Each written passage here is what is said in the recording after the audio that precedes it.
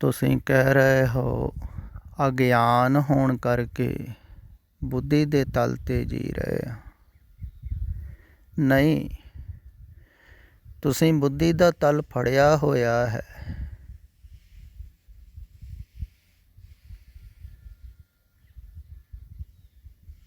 ਕਿਉਂਕਿ ਤੁਸੀਂ ਅਗਿਆਨੀ ਨਹੀਂ ਅਖਵਾਉਣਾ ਚਾਹੁੰਦੇ ਹੋ ਸੰਸਾਰ ਦੇ ਵਿੱਚ। ਇਹ ਗੱਲ ਖਿਆਲ ਵਿੱਚ ਰੱਖਣ ਯੋਗ ਹੈ।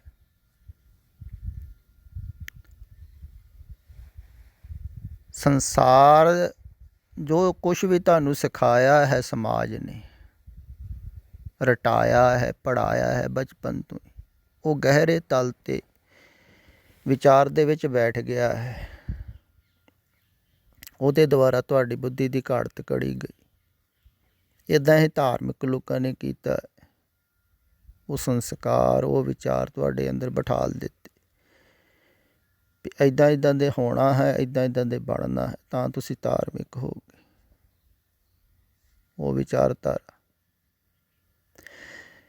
ਫਿਰ ਤੁਸੀਂ ਅਗਰ ਸੰਸਾਰ ਦੀ ਵਿਚਾਰਧਾਰਾ ਨੂੰ ਛੱਡਣਾ ਚਾਹੋਗੇ ਤਾਂ ਸੰਸਾਰਿਕ ਲੋਕ ਤੁਹਾਡਾ ਸਤਿਕਾਰ ਨਹੀਂ ਕਰਨਗੇ, ਨਿਰਾਦਰ ਕਰਨਗੇ।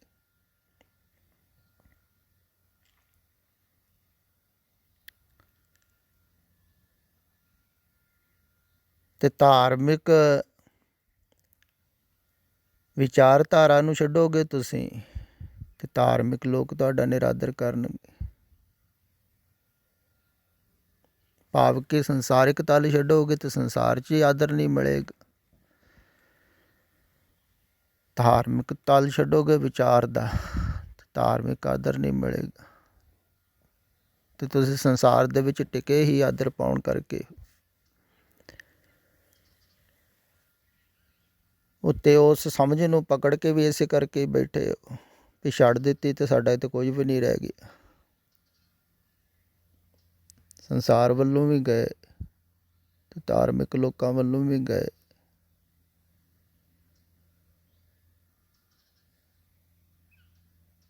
ਸੰਸਾਰ ਨੂੰ ਛੱਡਣਾ ਕੀ ਹੈ? ਇਹੋ ਹੀ ਬੁੱਧੀ ਮਤ ਕਹਿ ਲਓ। ਕਿਆ ਹੈ ਨਾ, ਗੁਰ ਕੀ ਮਤ ਤੂੰ ਲੈ ਆਣੇ, ਭਗਤ ਬਿਨਾ ਬਹੁ ਡੁੱਬੇ ਸੇ। ਥਿਆ ਮਤ ਛੁੱਟੂਗੀ ਤਾਂ ਹੀ ਮਿਲੂਗੀ ਨਾ ਦੂਸਰੀ ਜਗ੍ਹਾ ਬਣੂਗੀ, ਤਾਂ ਉਹ ਆਪਣੇ ਆਪ ਹੀ ਆ ਜਾਂਦੀ। ਇਹ ਮਤ ਨੂੰ ਵਿੱਚੋਂ ਕੱਢ ਦਿਓ ਤਾਂ ਉਹ ਆਪਣੇ ਆਪ ਹੀ ਆਉਣੀ ਸ਼ੁਰੂ ਹੋ ਜਾਂਦੀ। ਕੋਈ ਜਗ੍ਹਾ ਬਣ ਜਾਂਦੀ ਹੈ ਨਾ। ਇਸ ਮਤ ਨੂੰ ਵਿੱਚ ਪਾਉਣਾ ਪੈਂਦਾ ਹੈ ਸੰਸਾਰ ਦੀ ਨੂੰ, ਅਤੇ ਫਿਰ ਕੱਢਣਾ ਵੀ ਪੈਂਦਾ ਹੈ। ਵਿਚਾਰਧਾਰਾ ਨੂੰ ਕਹਿ ਲਓ, ਮਤ ਨੂੰ ਕਹਿ ਲਓ, ਸਮਝ ਨੂੰ ਕਹਿ ਲਓ, ਗਿਆਨ ਨੂੰ ਕਹਿ ਲਓ, ਸੰਸਾਰਿਕ ਨੂੰ। ਇਹ ਵਿੱਚ ਧਾਰਮਿਕ ਵੀ ਆ ਜਾਂਦਾ ਜਿਹੜਾ ਤੁਹਾਡਾ ਬਾਹਰਲਾ, ਉਹ ਵੀ ਸੰਸਾਰ ਦਾ ਹਿੱਸਾ ਹੀ। ਅਤੇ ਵਿੱਚ ਵਾੜਨਾ ਪੈਂਦਾ ਹੈ ਬੁੱਧੀ, ਅਤੇ ਫਿਰ ਕੱਢਣਾ ਪੈਂਦਾ। ਪਰ ਉਹ ਜਿਹੜਾ ਹੈ ਨਾ, ਉਹ ਸੁਭਾਵਿਕ ਹੈ।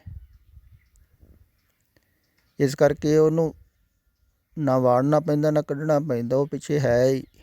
ਇਹ ਜ਼ਿਆਦਾ ਵਿੱਚ ਭਰ ਗਿਆ ਹੈ, ਜਗ੍ਹਾ ਘੇਰ ਲਈ ਇਹਨੇ, ਅਤੇ ਇਹਨੂੰ ਹੀ ਕੱਢਣਾ ਹੈ। ਇਸ ਵਿਚਾਰਧਾਰਾ ਮੁਕਤ ਹੋਣਾ ਹੈ।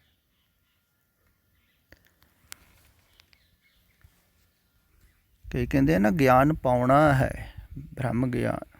ਨਹੀਂ,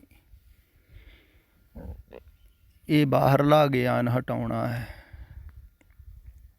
ਉਹ ਤੁਹਾਡੇ ਅੰਦਰ ਹੈ ਹੀ, ਪਹਿਲਾਂ ਉੱਥੋਂ ਹੀ ਆਏ ਹੋ ਤੁਸੀਂ। ਇਸ ਕਰਕੇ ਬਾਹਰ ਤੈਨੂੰ ਅਗਰ ਤੁਸੀਂ ਛੱਡੋਗੇ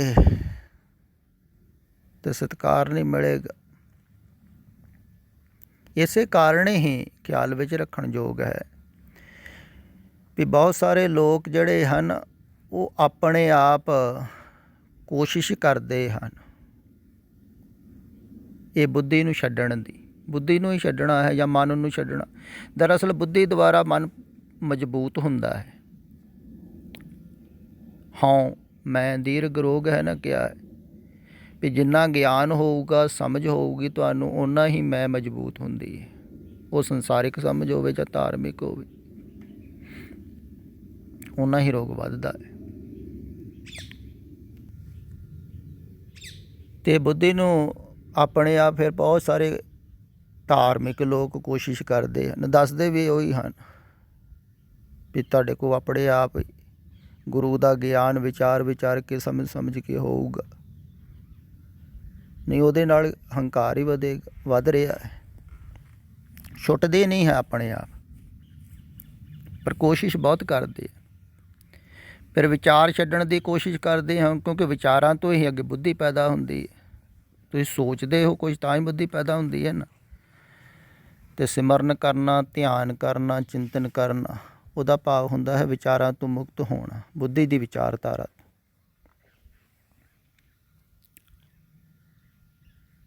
ਅਤੇ ਉਹ ਕੋਸ਼ਿਸ਼ ਬਹੁਤ ਕਰਦੇ ਆ, ਪਰ ਥੋੜ੍ਹੇ ਬਹੁਤੇ ਵਿਚਾਰਧਾਰਾ ਤੋਂ ਮੁਕਤ ਹੁੰਦੇ ਵੀ ਹਨ ਕਈ, ਪਰ ਫਿਰ ਵੀ ਬੁੱਧੀ ਤੋਂ ਮੁਕਤ ਨਹੀਂ ਹੁੰਦੇ ਹਨ। ਫਿਰ ਜਿੰਨਾ ਚਿਰ ਬੁੱਧੀ ਹੈ ਉਹਨਾਂ ਚਿਰ ਉਹ ਵਿਚਾਰਧਾਰਾ ਪੈਦਾ ਕਰਦੀ ਰਹਿੰਦੀ ਹੈ, ਕੁਛ ਨਾ ਕੁਛ ਸੋਚ ਖਿਆਲ। ਫਿਰ ਧਾਰਮਿਕ ਖਿਆਲ ਆਉਣੇ ਸ਼ੁਰੂ ਹੋ ਜਾਂਦੇ ਹਨ ਲੋਕਾਂ ਨੂੰ, ਧਾਰਮਿਕ ਸਵਾਲ ਜਵਾਬ ਕਰਦੀ ਰਹਿੰਦੀ ਹੈ, ਬੁੱਧੀ ਚੱਲਦੀ ਰਹਿੰਦੀ ਹੈ। ਕਈ ਪਰਮਾਤਮਾ ਦਾ ਖਿਆਲ ਹੀ ਕਰਦੇ ਰਹਿੰਦੇ ਹਨ, ਸੋਚਦੇ ਰਹਿੰਦੇ ਹਨ,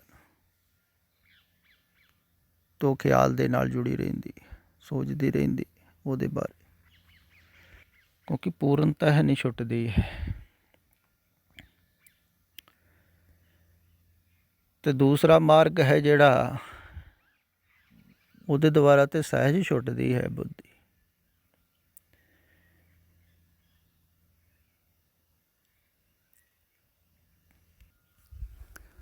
ਕਿਸੇ ਬੁੱਧੂ ਦਾ ਸਾਥ ਮਿਲ ਜਾਵੇ, ਜਿਹਨੂੰ ਲੋਕ ਬੁੱਧੂ ਕਹਿੰਦੇ ਆ, ਲੋਕ ਉਹਨੂੰ ਹੀ ਬੁੱਧੂ ਕਹਿੰਦੇ ਹਨ ਜਿਹੜਾ ਲੋਕਾਂ ਦੇ ਹਿਸਾਬ ਨਾਲ ਨਹੀਂ ਚੱਲਦਾ ਹੈ, ਸੰਸਾਰਿਕ ਵਿਚਾਰਧਾਰਾ ਦੇ ਨਾਲ ਨਹੀਂ ਚੱਲਦਾ ਹੈ, ਧਾਰਮਿਕ ਵਿਚਾਰਧਾਰਾ ਦੇ ਨਾਲ ਵੀ ਨਹੀਂ ਚੱਲਦਾ ਹੈ। ਤੁਹਾਨੂੰ ਲੋਕ ਬੇਸਮਝੀ ਕਹਿਣਗੇ ਨਾ। ਅਤੇ ਐਸੇ ਨੂੰ ਕਿਹਾ ਸੀ ਦੀਵਾਨਾ ਮਸਤਾਨਾ ਬੌਰਾਂ, ਬੁੱਧੂ ਕਿਹਾ ਲੋਕਾਂ ਵੀ ਸਭ ਕੁਛ ਛੱਡ ਛਡਾ ਕੇ ਤੇ ਆ ਬੈਠਾ ਹੋਇਆ, ਬੁੱਧੂ ਹੀ ਆ।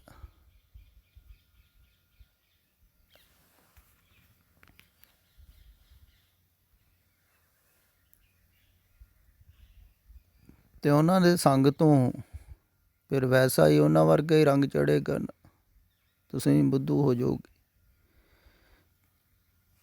ਪਰ ਅਗਰ ਤੁਸੀਂ ਸਤਿਕਾਰ ਪਾਉਣਾ ਚਾਹੁੰਦੇ ਹੋ ਸੰਸਾਰ ਦੇ ਵਿੱਚ, ਆਦਰ ਮਾਣ ਪਾਉਣਾ ਚਾਹੁੰਦੇ ਹੋ ਧਰਮ ਦੇ ਵਿੱਚ, ਫਿਰ ਤੁਹਾਨੂੰ ਇਹ ਕਠਿਨ ਹੋਵੇਗਾ।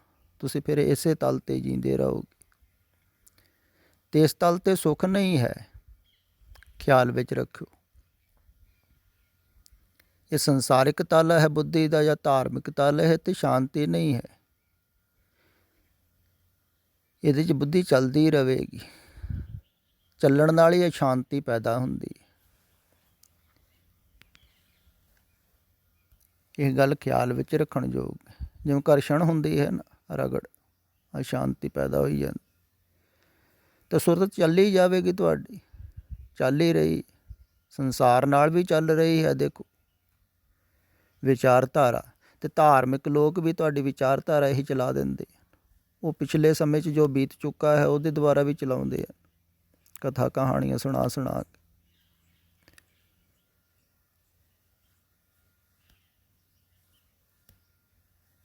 ਉਹ ਵੀ ਵਿਚਾਰਧਾਰਾ ਹੀ ਚਲਾ ਰਹੇ ਹਨ।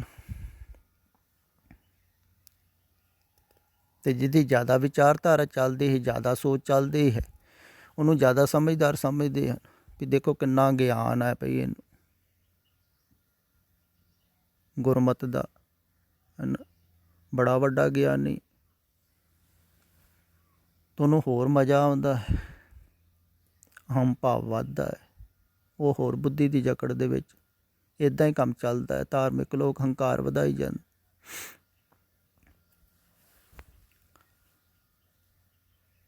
ਅਤੇ ਬਾਹਰੀ ਜੋ ਗਿਆਨ ਹੈ ਨਾ ਬੁੱਧੀ ਦੁਆਰਾ ਸਮਝਿਆ ਹੋਇਆ, ਉਹ ਹੀ ਆਦਮੀ ਨੂੰ ਡੋਬਦਾ ਹੈ। ਧਾਰਮਿਕ ਲੋਕ ਵੀ ਇਵੇਂ ਸਮਝਦੇ ਹਨ ਵੀ ਬਾਹਰੋਂ ਗਿਆਨ ਹੋ ਜਾਊਗਾ, ਪੜ੍ਹ ਕੇ ਵਿਚਾਰ ਕੇ ਸਮਝ ਕੇ। ਨਹੀਂ, ਬਾਹਰੋਂ ਥੋੜ੍ਹੀ ਹੋਵੇ, ਬਾਹਰੋਂ ਸਾਰਾ ਛੱਡ ਕੇ। ਦਰਅਸਲ ਬਾਹਰ ਜੋ ਧਰਮ ਦਾ ਗਿਆਨ ਹੈ ਨਾ, ਉਹਦੇ ਦੁਆਰਾ ਅਧਰਮ ਨੂੰ ਛੱਡਿਆ ਜਾਂਦਾ ਹੈ। ਸੰਸਾਰ ਨੂੰ ਕਹਿ ਲਓ, ਸੰਸਾਰ ਨੂੰ ਦੇ ਗਿਆਨ ਨੂੰ ਛੱਡਣ ਵਾਸਤੇ ਧਰਮ ਦਾ ਗਿਆਨ ਹੈ। ਜਿਵੇਂ ਮੈਂ ਕਿਹਾ ਸੀ ਪਿੱਛੇ ਜੇ, ਇੱਕ ਕੰਡਾ ਕੱਢਣ ਵਾਸਤੇ ਦੂਸਰਾ ਕੰਡਾ ਹੈ। ਫਿਰ ਧਰਮ ਦਾ ਗਿਆਨ ਵੀ ਤੇ ਗਿਆਨ ਹੀ ਹੈ ਨਾ, ਪਰ ਕਈ ਉਹਨੂੰ ਪਕੜ ਕੇ ਬੈਠ ਜਾਂਦੇ ਆ, ਕਿਉਂਕਿ ਉਹਦੇ ਨਾਲ ਸਤਿਕਾਰ ਜ਼ਿਆਦਾ ਮਿਲਦਾ, ਆਦਰ ਜ਼ਿਆਦਾ ਮਿਲਦਾ, ਪ੍ਰਸ਼ੰਸਾ ਮਿਲਦੀ। ਤੇ ਮੈਂ ਕਹਿੰਦਾ ਹਾਂ ਭਈ ਰੋਗ ਨੂੰ ਜੜ ਮੂਲ ਤੋਂ ਹੀ ਪੱਟ ਕੇ ਸੁੱਟ ਦਿਓ, ਜੜ੍ਹਾਂ ਹੀ ਪੱਟ ਦਿਓ। ਹੁਣ ਦੇਖੋ, ਬੁੱਧੀ ਦੀ ਵਿਚਾਰਧਾਰਾ ਸੰਸਾਰ ਨਾਲ ਜੁੜੀ ਹੋਈ,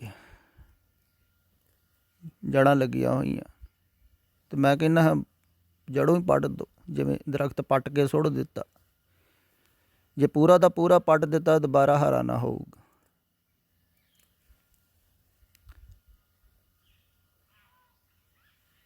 ਤੇ ਅਗਰ ਜੜ ਕੋਈ ਲੱਗੀ ਰਹੇਗੀ, ਸੰਸਾਰ ਨਾਲ ਲੱਗੀ ਰਹੇਗੀ, ਤੇ ਸੰਸਾਰ ਦੇ ਤਲ ਤੇ ਵਿਚਾਰ ਚੱਲਦੇ ਰਹਿਣਗੇ, ਹਰਾ ਰਵੇਗਾ ਦਰਖਤ।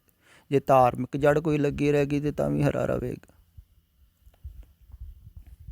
ਤੇ ਮੈਂ ਕਹਿੰਦਾ ਜੜ੍ਹਾਂ ਹੀ ਪੱਟੋ, ਮੂਲ ਹੀ। ਧਾਰਮਿਕ ਲੋਕ ਬਾਹਰੋਂ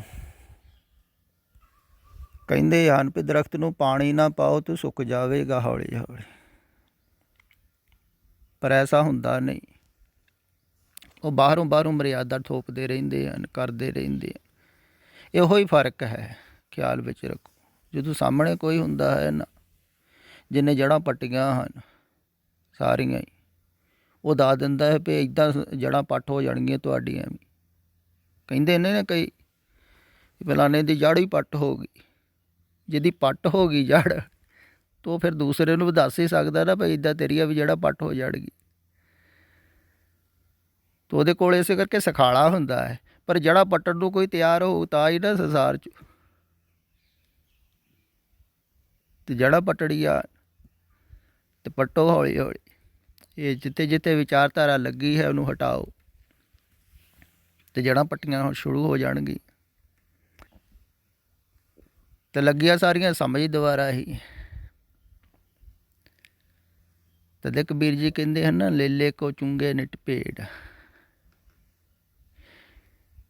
ਵੀ ਮਨ ਦੇ ਪਿੱਛੇ ਬੁੱਧੀ ਚੱਲਦੀ ਹੈ। ਭਾਵ ਕਿ ਮਨ ਦੀਆਂ ਇੱਛਾਵਾਂ, ਚਾਹਤਾਂ, ਵਾਸ਼ਨਾਵਾਂ ਪੂਰੀਆਂ ਕਰਨ ਵਾਸਤੇ ਬੁੱਧੀ ਵਿਚਾਰ ਕਰਦੀ, ਸਮਝ ਸਾਰੀ ਲਾਉਂਦੀ, ਪੂਰਾ ਜ਼ੋਰ ਲਾਉਂਦੀ, ਤੇ ਮਨ ਦੀ ਖੁਰਾਕ ਪੂਰੀ ਕਰਦੀ। ਤੇ ਇਹ ਜਿਹੜੀ ਬਾਹਰਲੀ ਬੁੱਧੀ ਹੈ ਨਾ, ਇਹ ਤੇ ਤੁਹਾਡੀ ਆਪਣੀ ਵੀ ਨਹੀਂ ਹੈ, ਸੰਸਾਰ ਨੇ ਪੈਦਾ ਕੀਤੀ ਹੈ। ਜਿਹੜੀ ਸੰਸਾਰ ਵੱਲ ਦੀ ਹੈ, ਤੇ ਜਿਹੜੀ ਧਰਮ ਵੱਲ ਦੀ ਹੈ, ਧਾਰਮਿਕ ਲੋਕਾਂ ਨੇ ਪੈਦਾ ਕੀਤੀ। ਤਾਂ ਤੁਸੀਂ ਵੈਸਾ ਹੀ ਸੋਚਦੇ ਹੋ, ਇਸ ਕਰਕੇ ਭੇਡਾ ਚੱਲ ਗਿਆ ਹੈ ਨਾ, ਭੇੜ ਗਿਆ ਹੈ ਬੁੱਧੀ ਨੂੰ। ਭਾਵ ਕਿ ਜੋ ਜ਼ਿਆਦਾ ਲੋਕ ਕਹਿੰਦੇ ਹਨ ਤੇ ਬੁੱਧੀ ਉਹ ਮੰਨਦੀ ਹੈ। ਤਰਕ 'ਚ ਵੀ ਗੱਲ ਆਉਂਦੀ ਹੈ ਵੀ ਕਰੋੜਾਂ ਲੋਕ ਜਿਹੜੀ ਗੱਲ ਕਹਿ ਰਹੇ ਆ, ਸਿੱਖ ਕਹਿ ਰਹੇ ਵੀ ਆਹ ਦਿਹਾੜਾ ਆ ਰਿਹਾ, ਇੱਦਾਂ ਮਨਾਉਣਾ, ਜੇ ਕਰਨਾ ਉਹ ਕਰਨਾ, ਤੇ ਤੁਸੀਂ ਕਹੋਗੇ ਵੀ ਉਹ ਕਰੋੜਾਂ ਲੋਕ ਕਿਵੇਂ ਗਲਤ ਹੋ ਸਕਦੇ? ਇੱਕ ਗਲਤ ਹੋ ਸਕਦਾ ਜਿਹੜਾ ਕਹਿੰਦਾ ਕੁਛ ਵੀ ਨਹੀਂ ਕਰਨਾ, ਪਿਛਲਾ ਲੰਘ ਗਿਆ, ਸਭ ਝੂਠ ਸੀ। ਮੈਂ ਤਾਂ ਕਹਿੰਦਾ ਆ ਵੀ ਝੂਠ ਹੈ ਜਿਹੜਾ ਸੁਪਨਾ ਤੁਸੀਂ ਦੇਖ ਰਹੇ ਹੋ। ਤੇ ਤੁਸੀਂ ਪਿਛਲੇ ਸੁਪਨੇ 'ਚ ਜੋ ਕੁਛ ਹੋਇਆ ਹੈ ਉਹਦੀ ਨਕਲ ਕਰੋਗੇ ਤੇ ਜ਼ਿਆਦਾ ਮੂੜਤਾ ਨਾ ਹੋਵੇਗੀ। ਪਿਛਲਾ ਸਮਾਂ ਜੋ ਲੰਘ ਗਿਆ ਸਪਨਾ, ਆ ਸਾਹਮਣੇ ਹੀ ਜੋ ਦੇਖ ਰਿਹਾ ਵੀ ਸਪਨਾ ਹੀ। ਜੈਸੇ ਸਪਨਾ ਰਹਿਣ ਕਾ ਇਹੋ ਤੇ ਕਿਆ ਹੈ, ਤੈਸਾ ਹੈ ਸੰਸਾਰ। ਪਰ ਫਿਰ ਵੀ ਤੁਸੀਂ ਬਹੁਤ ਸਾਰੇ ਸਮਝ ਵੀ ਰਹੇ ਹਨ ਥੋੜ੍ਹਾ ਥੋੜ੍ਹਾ, ਪਰ ਫਿਰ ਵੀ ਬਹੁਤ ਧਾਰਨਾ ਪੱਕ ਜਾਂਦੀ ਹੈ ਇਹ ਬੁੱਧੀ ਦੀ। ਬੁੱਧੀ ਵਾਰ ਜਿਵੇਂ ਨਾ ਉਸੇ ਖਾਂਚੇ 'ਚ ਹੀ ਡਿੱਗਦੀ ਰਹਿੰਦੀ ਹੈ। ਤੁਹਾਨੂੰ ਗੱਲ ਸਮਝ ਵਿੱਚ ਆ ਗਈ, ਥੋੜ੍ਹਾ ਜਿਹਾ ਚੇਤਾ ਰਹੇਗਾ, ਫਿਰ ਉਸੇ ਖਾਂਚੇ 'ਚ ਡਿੱਗ ਪਵੇਗੀ। ਇਸ ਕਰਕੇ ਵਾਰ ਖਿਆਲ 'ਚ ਰੱਖੋ। ਉਹਨੂੰ ਕਿਹਾ ਹੈ ਸਿਮਰਨ ਕਰਨਾ। ਉਪਦੇਸ਼ ਨੂੰ ਧਿਆਨ ਵਿੱਚ ਰੱਖੋ, ਉਹਨੂੰ ਕਿਹਾ ਹੈ ਸਿਮਰਨ ਕਰਨਾ। ਤੇ ਵਾਰ-ਵਾਰ ਖਿਆਲ ਵਿੱਚ ਰੱਖੋਗੇ ਤੇ ਪਕੜ 'ਚ ਆਉਣ ਲੱਗ ਜਾਵੇਗਾ ਤੁਹਾਨੂੰ ਜੋ ਕਿਹਾ ਜਾ ਰਿਹਾ ਹੈ। ਤਾਂ ਇੱਧਰ ਬੁੱਧੀਹੀਣ ਹੋਣ ਵਾਸਤੇ ਕਿਹਾ ਜਾ ਰਿਹਾ ਹੈ, ਬੁੱਧੀ ਛੱਡਣ ਵਾਸਤੇ ਜਾਂ ਬੁੱਧੀ ਤੋਂ ਪਾਰ ਜਾਣ ਵਾਸਤੇ। ਤੇ ਤੁਹਾਡੇ ਖਿਆਲ ਵਿੱਚ ਆ ਜਾਵੇਗਾ ਵੀ ਕਿਹਦੇ ਕਾਰਨ ਕਰਕੇ ਬੁੱਧੀ ਪੈਦਾ ਹੋਈ ਜਾਂਦੀ, ਸਮਝ ਪੈਦਾ ਹੋਈ ਜਾਂਦੀ, ਜਾਂ ਵਿਚਾਰ ਪੈਦਾ ਹੋਈ ਜਾਂਦੇ, ਸੋਚ ਪੈਦਾ ਹੋਈ ਜਾਂਦੀ। ਤੇ ਹੌਲੀ ਹੌਲੀ ਤੁਹਾਡੀ ਛੁੱਟਦੀ ਰਹੇਗੀ। ਤੇ ਖਿਆਲ ਵਿੱਚ ਰੱਖਣਾ, ਯਾਦ ਰੱਖਣਾ ਉਪਦੇਸ਼ ਨੂੰ, ਉਹਨੂੰ ਸਿਮਰਨ ਕਿਹਾ ਹੈ। ਮੰਤਰ ਕਿਹਾ ਹੈ ਨਾ, ਮੰਤਰ ਦਾ ਭਾਵ ਹੁੰਦਾ ਉਪਦੇਸ਼, ਜਿਹੜਾ ਸੰਸਾਰ ਤੋਂ ਛਡਾਉਣ ਦਾ ਉਪਦੇਸ਼ ਹੈ। ਉਹਨੂੰ ਯਾਦ ਰੱਖੋਗੇ ਤੇ ਵਾਰ-ਵਾਰ ਖਿਆਲ ਵਿੱਚ ਆਊਗਾ ਤੇ ਤੁਸੀਂ ਛੁੱਟੋਗੇ ਹੀ ਨਾ। ਤੇ ਸੰਸਾਰ ਤੋਂ ਛਡਾਉਣ ਵਾਸਤੇ ਤੇ ਕਿਹਾ ਜਾ ਰਿਹਾ। ਪਰ ਬੁੱਧੀ ਅੜਿੱਕਾ ਬਣਦੀ ਹੈ, ਬੁੱਧੀ ਪਕੜ ਲੈਂਦੀ ਹੈ ਵਾਰ-ਵਾਰ ਸੰਸਾਰ ਨੂੰ, ਵਾਰ-ਵਾਰ ਇਹ ਜੋ ਧਾਰਮਿਕ ਵਿਚਾਰਧਾਰਾ। ਅਗਰ ਤੁਸੀਂ ਸੁਣਦੇ ਰਹੇ ਤੇ ਹੌਲੀ ਹੌਲੀ ਖਿਆਲ ਵਿੱਚ ਆ ਜਾਵੇਗਾ ਵੀ ਸਾਰਿਆਂ ਦੀ ਮੁਸੀਬਤ ਦੀ ਜੜ ਇਹ ਬੁੱਧੀ ਹੈ, ਜਿਹੜੀ ਸੰਸਾਰ ਨੇ ਪੈਦਾ ਕਰ ਦਿੱਤੀ। ਤੇ ਤੁਸੀਂ ਫਿਰ ਆਪਣੇ ਆਪ ਹੀ ਗੁਰਮਤ ਲੈਣੀ ਸ਼ੁਰੂ ਕਰ ਦਿਓਗੇ ਤੇ ਅਗਿਆਨ ਤੁਹਾਡਾ ਜਾਣਾ ਸ਼ੁਰੂ ਹੋ ਜਾਵੇਗਾ। ਸੰਸਾਰਿਕ ਗਿਆਨ ਨੂੰ ਹੀ ਅਗਿਆਨ ਕਿਹਾ ਹੈ, ਖਿਆਲ ਵਿੱਚ ਰੱਖੋ। ਧਾਰਮਿਕ ਵੀ ਉਹ ਹੀ ਹੈ, ਕਿਉਂਕਿ ਉਹਦੇ ਦੁਆਰਾ ਹੀ ਬੁੱਧੀ ਹੀ ਭਰ ਰਹੀ ਹੈ, ਹਉਂ ਹੀ ਵੱਧ ਰਹੀ ਹੈ। ਜਿਹਦੇ ਨਾਲ ਹਉਂ ਵਧੇ ਉਹ ਅਗਿਆਨ। ਤੇ ਸੰਸਾਰਿਕ ਰਹੁ ਰੀਤੀਆਂ ਨਾ ਕੀਤੀਆਂ ਤੇ ਸੰਸਾਰਿਕ ਅਗਿਆਨੀ ਕਹਿਣਗੇ, ਤੇ ਧਾਰਮਿਕ ਰਹੁ ਰੀਤੀਆਂ ਨਾ ਕੀਤੀਆਂ ਤੇ ਧਾਰਮਿਕ ਅਗਿਆਨੀ ਕਹਿਣਗੇ। ਤੇ ਟੋਟਲੀ ਅਗਿਆਨੀ ਹੋ ਜਾਓ, ਬੇਸਮਝ ਹੋ ਜਾਓ, ਛੋਟੇ ਬੱਚੇ ਦੀ ਤਰ੍ਹਾਂ ਸਹਿਜ ਹੋ ਜਾਓਗੇ, ਸਰਲ ਹੋ ਜਾਓਗੇ। ਉਹੀ ਮੈਂ ਕਹਿੰਦਾ, ਸਹਿਜ ਸੁਭਾਏ ਹੋਵੇ ਸੋ ਹੋਵੇ, ਕਰਨੇ ਹਾਰ ਪਹਿਚਾਣੇ ਸੋ। ਸਹਿਜ ਹੋ ਜਾਓ।